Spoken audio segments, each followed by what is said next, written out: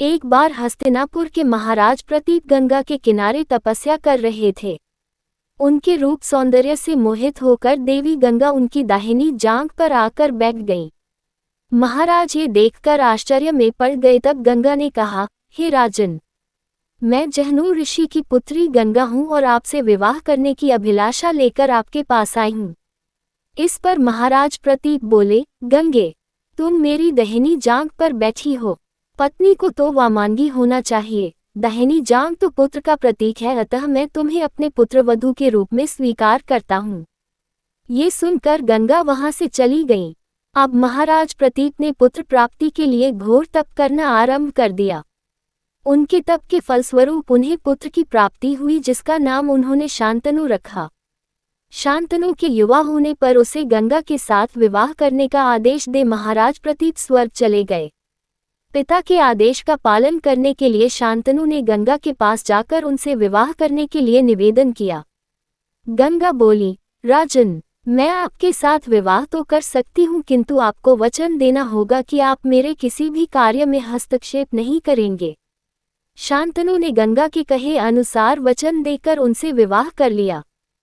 गंगा के गर्भ से महाराज शांतनु के 8 पुत्र हुए, जिनमें से 7 को गंगा ने गंगा नदी में ले जाकर बहा दिया और अपने दिए हुए वचन में बंधे होने के कारण महाराज शांतनु कुछ बोल न सके। जब गंगा का 8वां पुत्र हुआ और वह उसे भी नदी में बहाने के लिए ले जाने लगी तो राजा शांतनु से रहा न गया और वे बोले, गंगे, तुमने मेरे 7 पुत्रों को नदी में बहा दिया, किंतु अपनी प्रतिज्ञा के अनुसार मैंने कुछ न कहा। अब तुम मेरे इस 8वें पुत्र को भी बहाने जा रही हो। मैं तुमसे प्रार्थना करता हूँ कि कृपा करके इसे नदी में मत बहाओ। ये सुनकर गंगा ने कहा, राजन, आपने अपनी प्रतिज्ञा भंग कर दी है, इसलिए अब मैं आपके पास नहीं रह सकती। इतना कहकर गंगा अपने पुत्र के साथ अंतर्ध्यान हो गईं। तत्पश्चात महाराज शांतनु ने 36 वर्ष ब्रह्मचर्य व्रत धारण करके व्यतीत कर दिए। फिर एक दिन उन्होंने गंगा के किनारे जाकर गंगा से कहा, गंगे, आज मेरी इच्छा उस बालक को देखने की हो रही है जिसे तुम अपने साथ ले गई थी।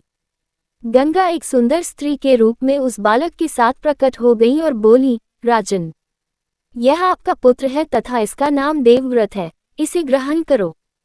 ये पराक्रमी होने के साथ विद्वान भी होगा। अस्त्र विद्या में ये परशुराम के समान होगा। महाराज शांतनु अपने पुत्र देवव्रत को पाकर अत्यंत प्रसन्न हुए और उसे अपने साथ हस्तिनापुर लाकर युवराज घोषित कर दिया। एक दिन महाराज शांतनु यमुना के तट पर घूम रहे थे कि उन्हें नदी में नाव चलाते हुए एक सुंदर कन्या दृष्टिगत हुई। उसके अंग से सुगंध निकल रही थी। महाराज ने उस कन्या से पूछा, हे देवी, तुम कौन हो? कन्या ने बताया, महाराज, मेरा नाम सत्यवती है और मैं निषाद कन्या हूँ।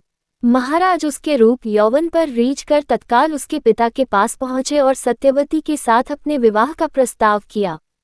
इस पर धीन व निषाद बोला, राजन, मुझे अपनी कन्या का आपके साथ विवाह करने में कोई आपत्ति नहीं है, परंतु आपको मेरी कन्या के गर्भ से उत्पन्न पुत्र को ही अपने राज्य का उत्तराधिकारी बनाना होगा। निषाद के इन वचनों को सुनकर महाराज शांतनु चुपचाप हस्तिनापुर लौट आए। सत्यवती के वियोग में महाराज शांतनु व्याकुल रहने लगे। उनका शरीर दुर्बल होने लगा। महाराज की इस दशा को देखकर देवव्रत को बड़ी चिंता हुई। जब उन्हें मंत्रियों के द्वारा पिता की इस प्रकार की दशा होने का कारण ज्ञात हुआ तो वे तत्काल समस्त मंत्रियों के साथ निषाद के घर जा पहुँचे और उन्होंने निषाद से कहा, हे निषाद, आप सहर्ष अपनी पुत्री सत्यवती का विवाह मेरे पिता शांतनु के साथ कर दें। मैं आपको वचन देता हूँ कि आपकी पुत्री के गर्भ से जो बालक जन्म लेगा वही राज्य का उत्तराधिकारी होगा। कालांतर में मेरी कोई संतान आपकी पुत्री के संतान का अधिकार छीन न पाए, इस कारण से मैं प्रतिज्ञा करता हूँ कि मैं आजन्म अविवाहित रहूंगा।